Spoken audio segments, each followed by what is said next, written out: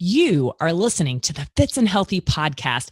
I am your host, Dr. Lauren Fitzgerald, also known as Lauren Fitz. I'm a medical doctor, a fitness instructor, an entrepreneur, a health and fitness coach, but most importantly, I am a lover of life. And here on the Fitz and Healthy podcast, I intend to give you a ton of great information and knowledge that will serve as potential power so that you can live a life by design and make it more fits and healthy. And don't forget to listen to the disclaimer at the end. I'm not your doctor, yo. All right, enjoy the episode. Much love. Ciao.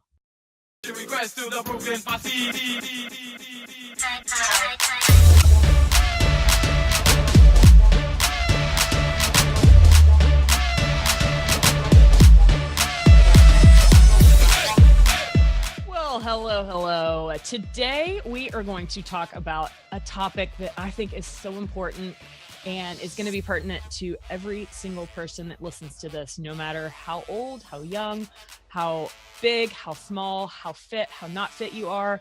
It's taking control of your life, or at least the aspects that you don't have control over. All right. Now, Cinthanie, my co-host, what's up? Hey, guys. Hi, girl. Hey, girl. Hi. So most of you guys that follow us online know that we are two ladies that are very passionate about empowering other people, not just females, but everyone, to really take control of your life and design it the way you want to be, the way you want it to look. And I think that too often in life, we have this image in our head of what life is supposed to be like. And especially depending on where you are raised and what part of the world you're raised, expectations that come along with it.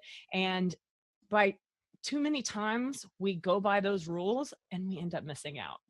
Can I get an amen? Amen. Y'all are going to hear me say that a lot. I'm just saying. It's going to be amen. Amen. So get used to it. Exactly. So for me specifically, I was raised in a smaller town in Texas. Originally, it was a town called Brownwood, which is about 30,000 people. I moved to the big city, Waco, Texas. And I'm grateful for my childhood and my life that I had before I went to college and started adulthood. But I was definitely sheltered and definitely a product of being surrounded by just social norms that I think a lot, especially Americans and Europeans and outside of the United States might have the same stress. But I thought that I had to look like something when I grew up. Yeah. And I think that because of social norms that, okay, you have to be rich. I mean, hell, that's one of those things that as an early child, you get put in your face all the time that, wealthy equals happy. And I'm here to tell you, yes, financial freedom gives you so much freedom. Yeah. But to only have that to be your goal in life is not going to lead to happiness. Yeah. It's not purpose. It's not purpose driven. No. And for the listeners who don't know my history, I just moved out to Southern California from Oklahoma. I was in Oklahoma for, 4 or 5 years, and literally picked up and moved out to Southern California. And a lot of, I love when people ask the question, okay, so why did you move out here? And when I respond with, because I wanted to, the reaction is, it's classic every time, because so few times in life do you meet someone that just does something because that's what they want. Yeah. I mean, how many times have you done something because it was just expected of you? Right. Yeah. And so for me, when I was 19 years old, I was a camp counselor in La Jolla, California, and literally fell in love with California. I have been trying to get to the state since I was 19 and I am 37. Yeah. I applied for medical school here. I applied for residency here. My ex-husband, he was military and I wanted him to get stationed here, but that didn't happen. Yeah. And so I finally, just recently in the last few years of my life, really decided I want to design my life and to make it look the way I want to look.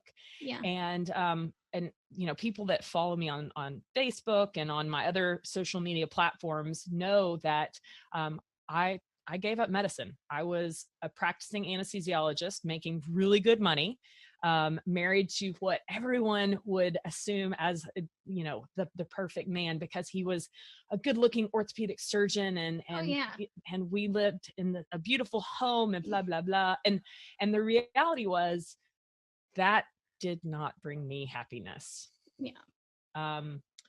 One thing that I want to make sure that everyone that listens to this podcast remembers is that you really can't judge a book by its cover. And someone who seems to have everything that one would think brings happiness, i.e. money, looks, social status, yes, reputation, the nice cars, the nice house, like that stuff doesn't bring happiness. It's everything that society teaches us that's what we should desire and aim for to feel valid. So that's what, when you see that in another person, to you, oh, they're successful, they're valid in my mind, because that's what society has taught me to believe is successful, happy, perfect. Exactly.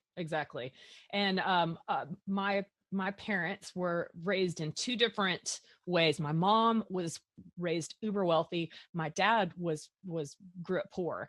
And I think that having both of my parents come from such different backgrounds gave me a different perspective.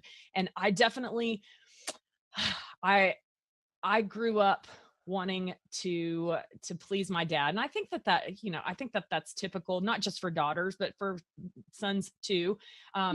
And so I knew that for my dad, who grew up so poor, who was basically doing everything to ensure that his life would not be the same. In that process, I, as a young child and a young teenager, thought that, okay, well, to be successful, that is what I need to go for. And so I really do believe that that's one of the, and it's terrible to admit it, but I think that that's one of the reasons that I wanted to become a doctor, was because one, subconsciously it would make my dad proud, and it would be, something that would make me rich, give me title, because that was what I was raised to, not raised, but society. I mean, it's not just what we're taught. Exactly. Yeah, absolutely. I don't think that you're unique in wanting to make your parents proud. I mean, I think that's every kid's goal, especially because our parents are essentially the first mentors that we have in life. And so the things that they teach us, and they teach us to desire for ourselves, that's the standard that we feel we need to hold ourselves to feel valid, and especially for them. Yes. So you're definitely not unique in that. Totally get that.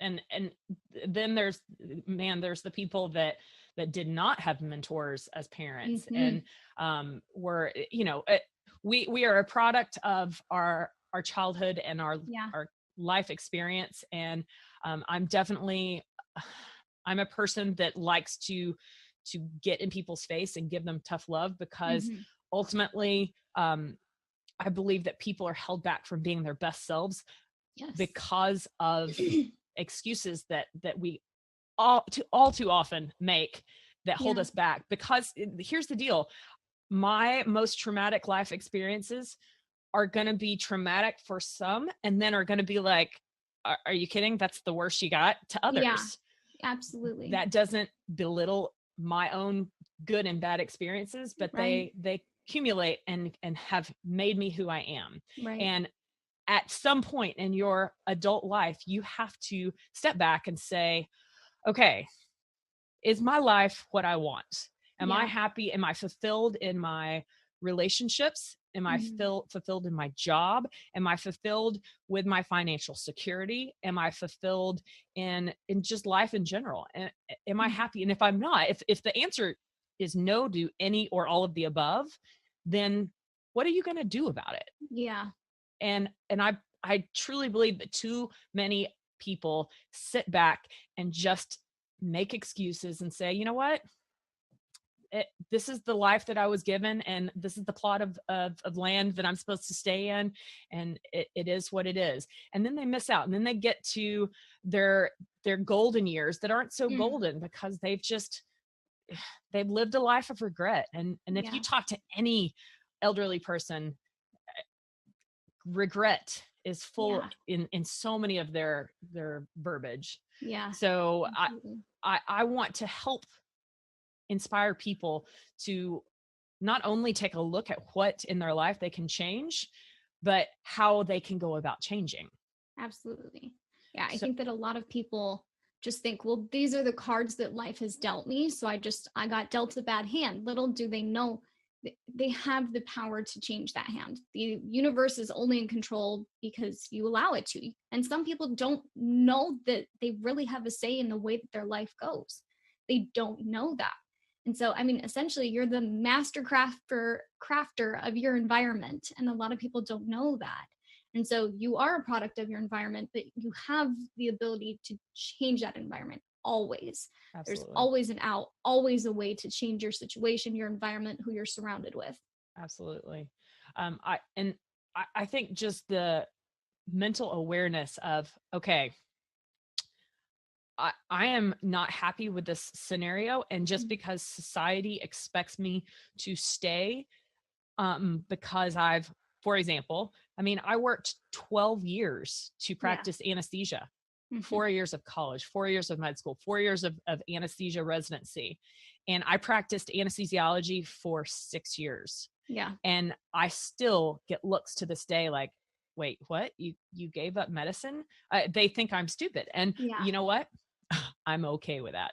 Yeah. I'm okay with those thoughts, because I would still be waking up at ungodly hours in the middle of the night every 2 to 3 nights when I'm on call, would be jacking with my sleep, jacking with my cortisol, jacking with everything. And I would be on this road to becoming these people that I see in the OR that are not happy because they lived a life that they were just expected to. You went to college and you got a degree, so you're expected to use that. Or you went to med school, you're expected to use that. And the fact is that, okay, I used my anesthesia training for 6 years, but that is going to lead to something bigger and better. And but it was my choice. And there are so many, I'll just speak for anesthesiologists alone, but I can speak for people, and I can't tell you how many people on social media have reached out to me that are in the medical field that are like, girl, good for you, because if I could do it, I'd get out. And I want to tell you, you can do it. Yeah. You can do it. And you can still help people. You can be on the preventative side of it. Yes. And helping somebody, it doesn't stop there. You don't become useless. Exactly. Your talents can still be used, but in different ways. Exactly. So let's talk about some tips to help people take control over their lives. Yeah. So the first tip that I would start with telling people is, just like people that go to AA, you have to acknowledge that there is a problem. And that is the first step, because the person that's listening to this podcast that is just, it's on the hamster wheel. That's the best analogy that I can think of, on the hamster wheel of life. And before you know it, you wake up and you're like, there's got to be more to life than this. Yeah. And if that is you, if you're thinking that, you need to step back and be like, okay, why am I thinking this? Where am I unfulfilled? Yeah. Is it my relationships? Yeah. Is it my job? Is it my own health and fitness? Yeah. What area of life am I just accepting norm, mediocre, just accepting it for the way it is? Settling. Yes. Yeah. And man, practicing medicine, I've gotten to see so many people have life unfairly taken from them earlier than they had planned, because of things that were out of their control. And there are so many people that take life for granted, and you only get one life. And people that follow me on social media know that I I preach, you are not guaranteed tomorrow. Yeah. So stop waiting till tomorrow to do something. And I think that people hear that, but they don't listen to it. And there's definitely a difference between the two. But I think that, like I said, I mean, so many people always say, you don't have a promise of tomorrow, it's not there. But not many people listen to that and internalize that and live by that. Yeah. Not in a sense of fear that, oh my gosh, what if I don't have tomorrow? But what if I don't have tomorrow? What can I do today to be my best self today? Not tomorrow, not after I lose 50 pounds, not after I graduate college. Today, what is it that I can do today to be in my best life, my best self, best quality of life? Yeah, no, I totally agree. And not only listen, but how to turn that into action. Yes. What's the saying? Debilitated by, essentially the point of, you're basically paralyzed by so much knowledge. There's a saying that goes along with it. I'm the world's worst at coming up, remembering sayings. I butcher them all the time. But it's a good point. I mean, we understand what you're saying by saying that, you're debilitated by so much knowledge. And that's what I don't want people to do. That, if you're a person listening that has listened to me on Facebook Live for, the past year and a half since they've had Facebook Live. Yeah. And you hear me over and over again, and you hear my message, and you're like, yes, yeah, preach, sister. Yeah. And you don't do anything with it, then what's the point? You've just wasted your time. Yes. Your time and my time. I want my time to help other people make themselves better. You can be a collector of information, but it's your action and what you do with that. Applied knowledge is nothing if it's not applied. Amen. And so you can be a collector of information. You can say, yes, girl, you speak to my soul, but what do you do outside of that? What do you do to take the feelings that it stirs up in you and turn them into action in your life? What is it that you're doing to live by the words that you love to hear? Yes. Yes. So we have had the first step of identifying what the problem is. Mm-hmm. Finding the root source. Yes. The second step to taking control over your life again is coming up with a plan. Yeah. And there is so much research that points to the power of the pen and paper and writing it down. Yeah. Pen and paper, writing it down, figuring out, okay, let's say, because of course, health and fitness is something that's passionate in both your heart and my heart. And so we help people on a regular basis take control of that aspect of their life. And so you have a person that's like, Lauren, I've been overweight my whole life. I've tried every single diet. I've tried every single pill, patch, wrap, blah, blah, blah. Yeah. And I've never been successful. So this is the problem. It's not lack of weight loss. It's disbelief in self. Mm-hmm. Mm-hmm. And identifying, okay, this is disbelief in self. And so what are the steps that we are going to do to overcome that disbelief in self? Sure. And what were you going to say? It looks like you're about to say one something. Thing that I know for me that made me get over that, because everybody has that with whether you acknowledge it or not, but what keeps me going and moving in a direction towards the things that I do want to take action on is knowing that they already exist. If you've thought it up, that means you've either seen it in somebody else's life, heard it somewhere, read it. I mean, the things that you want, the love you desire, the opportunities and experience you desire, they already exist. That's why you know about them and dream about them. But isn't that so refreshing and just like, just to know that if somebody else out there has already done, seen, experienced what you want, it exists. I mean, it's possible, Yep. Well, and I that goes to the disbelief. Like there are so many, I mean, for example, I'm single. I went through divorce last year.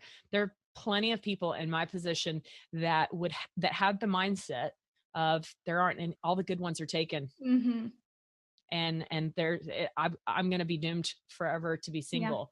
Yeah. I totally disagree with that mindset. Yeah. I know there's tons of amazing men out there Yeah. that are single that would be, I don't necessarily believe in there's the one that's, Sure. meant for me. And some people will disagree with me on that, but Sure. I do believe that there are a lot of great people out there. Yeah. And it starts with the belief. That's the key word, is that Yeah. I believe that when I am at a place that I'm ready in my life to meet that person will be there. Yeah. But if you go through the life of not believing that I'm going to meet someone, I'm not going to be by myself the rest of my life, or I'm going to actually figure out how to make this healthy lifestyle stick and be the healthiest version of myself forever. If you can believe that, Yeah. that's the next step. Yeah, absolutely. And I think something the part that really adds on to believing is knowing why you want to do it. You want to lose weight and you want to feel better, but why? What is it? Is it because you want to be able to keep up with your kids? Is it Good because, point. heart disease runs in your family and you want to do everything you can to not contribute to those genetics? Why are you wanting to change or do whatever it is? That you have to know why, or else it's just shots in the dark. You Yeah. have to lead yourself with purpose. And that's what keeps you going and gets you past that debilitating belief. The limiting thoughts. When you know why you want it can push you past those limiting thoughts. That's such a good point. And that, brings me to a point that you made, the committing to that vision, that if you know the why, then you know what your vision is beyond that. And so my vision, for me specifically, I envision empowering people, not just here in the United States, but all over the world, to start believing in themselves and to start taking control over their lives. And if that means starting off by helping them with their health and fitness, awesome. But also, I'm going to help empower them to realize that they can actually, their medical problems, they actually have way more control over than they realize. And there's a possibility that you might not need to be on all those medications the rest of your life, and give you hope that, you know what, this thing that you feel like you have no control over, you actually might have control over it. And my job is to give that hope to people, because that hope is there. But so many people have stopped thinking big, stopped dreaming, and man, what a sad state. Just totally bogged down by dogma, which is essentially the limits that you set on yourself that you don't try to defy. That's just, those are the mental limits you set on yourself. This is where I cap out in life. And they stick with that without even realizing how bogged down they are by that. And I could easily be that stuck in that dogma, because to the outside world, I had everything. Yes. I had a high paying job that came along with automatic respect when people found out, one, that I was a doctor, and two, that I was an anesthesiologist. Yeah. And then they found out, oh, but you're married to a doctor, and oh my gosh, he's an orthopedic surgeon, and oh my gosh, you have a huge house and a nice car. And it would have been so easy for me to stay in that state, and everyone would have been like, oh, she's got it. She's got it. And society says you have it. Exactly. And I'm here. So society would look at me and essentially say, you have it. You've reached the pinnacle of happiness.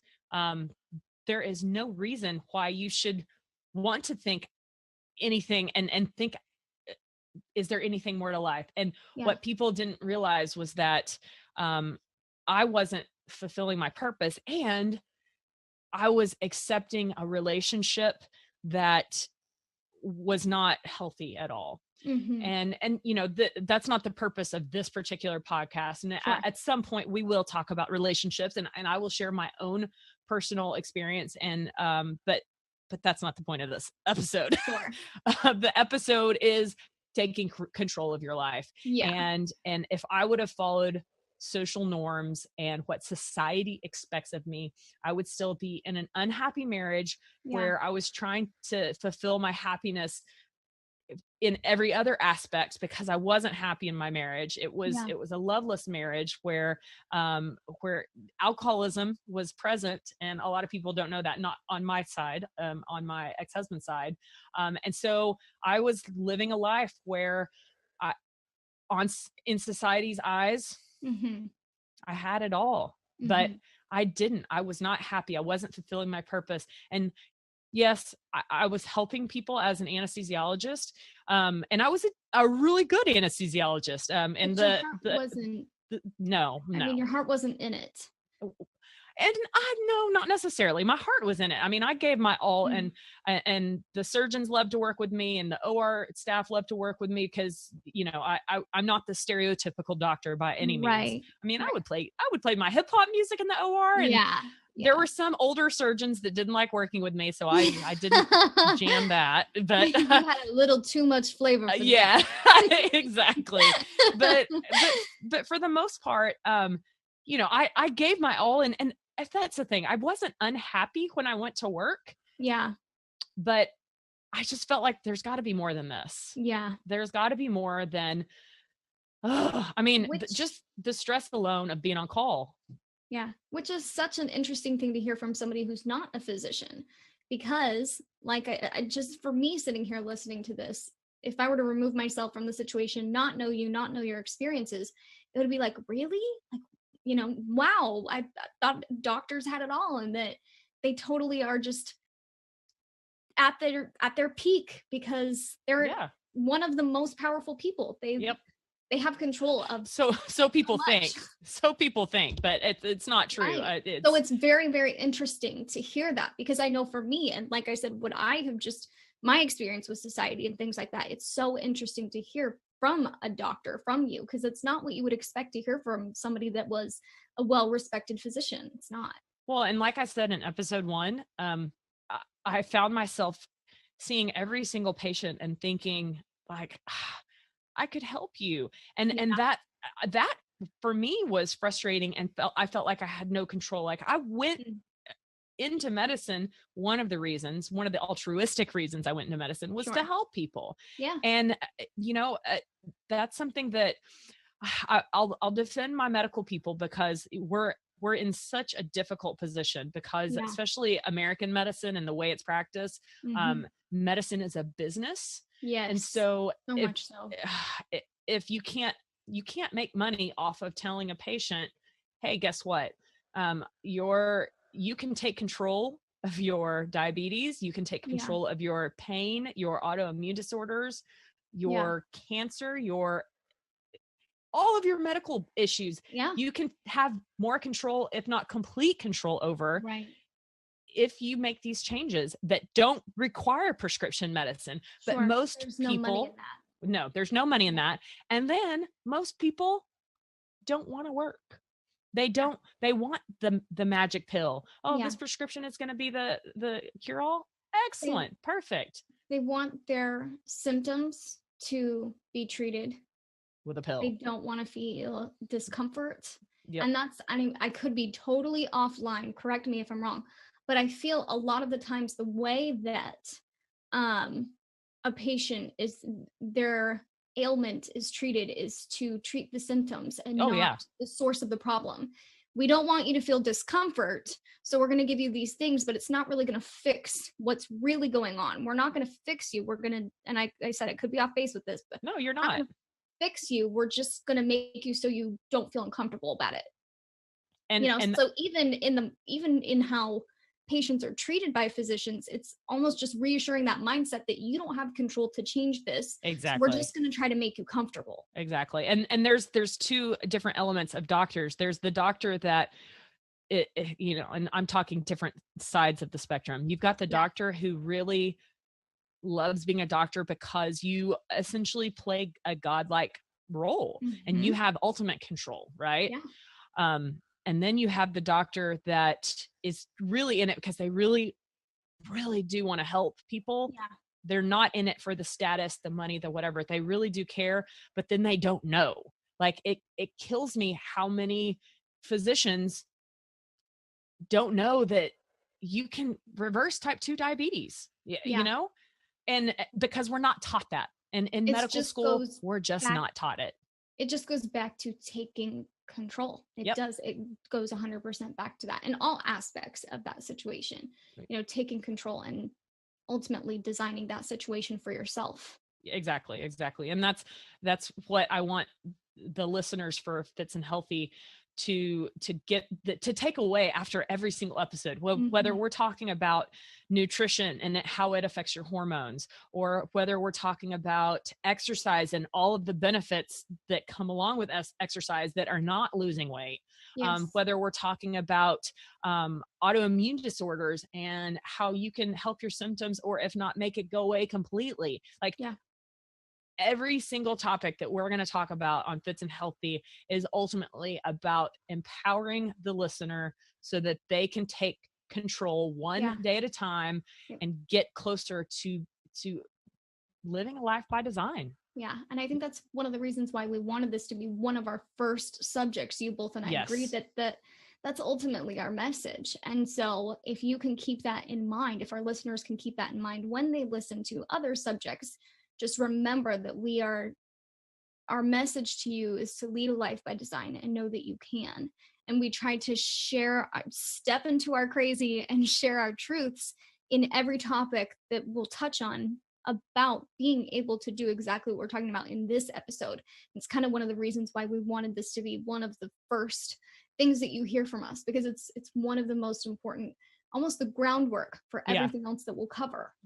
Yeah, it's definitely a foundation belief that Fits and Healthy podcast is going to be based on. Yes. Yeah. And I know that a lot of our listeners don't truly believe in their hearts that they can live a life by design. Right. Whether and I think it's awesome to hear. It sounds so awesome to hear that. And like I said, it's different from taking the words you love to hear and making it a reality for yourself. Yeah, no, definitely. And whether a person is possibly maybe born into poverty, maybe they're born into having parents that abuse them, maybe they're born in a situation in which maybe something terrible like sexual abuse happened. There's a lot of bad crap that happens to us as humans. And I know that the people that have had more bad crap happen to them, they are in a place that they have lost hope the most. And to be able to think that they can live a life that's better than what they know now. Right. They've lost that thought, or maybe they never even had it because of where they came from. You are not what you were born into, whether it's a good or bad thing. You are not entitled to the great things that you were born into, and you are not stuck with the unfortunate things that you were born into. You are not what you were born into.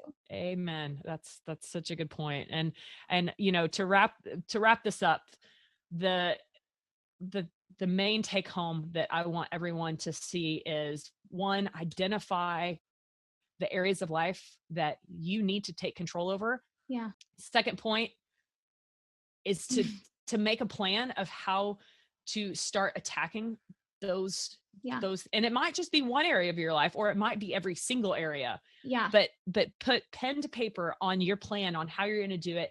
And then give yourself grace. That's the third thing. Give yourself grace and know that it's not going to change overnight. But if you have a plan and action of, okay, this is how I'm going to overcome my issue with alcohol. I'm going to find a local AA, and I'm going to start going to AA every single day. That's my plan right now. I don't know where I'm going to be next week, but right now I know that one day at a time, I'm going to take this, and that is going to help me regain control over this area of my life. Yeah. And if you can give yourself grace and surround yourself by people that support and love you, you can take back control of your life and live that life of design that I believe that every single one of us were destined to live. You are the master crafter of your environment. Exactly. And so, Cinthanie, what is your saying that I love that we're going to end this podcast on? You are a good person who deserves good things to happen to you. That's so beautiful. And it gives me chills when you say it, because it's so true. And I think too many people don't truly believe that. And sometimes it takes hearing something over and over again before that belief can start happening. But Cinthanie and I truly believe that. And we hope that the Fitz and Healthy podcast can help you live the life of design that we believe that you're intended to live. So thank you for listening to this episode. We'll see you next time. Bye, guys. Y'all. Make sure that you find us on social media. You can find Cinthanie on Instagram and Facebook at Cinthanie. So that's CINTHANIE, and on Snapchat at Cinthanie P.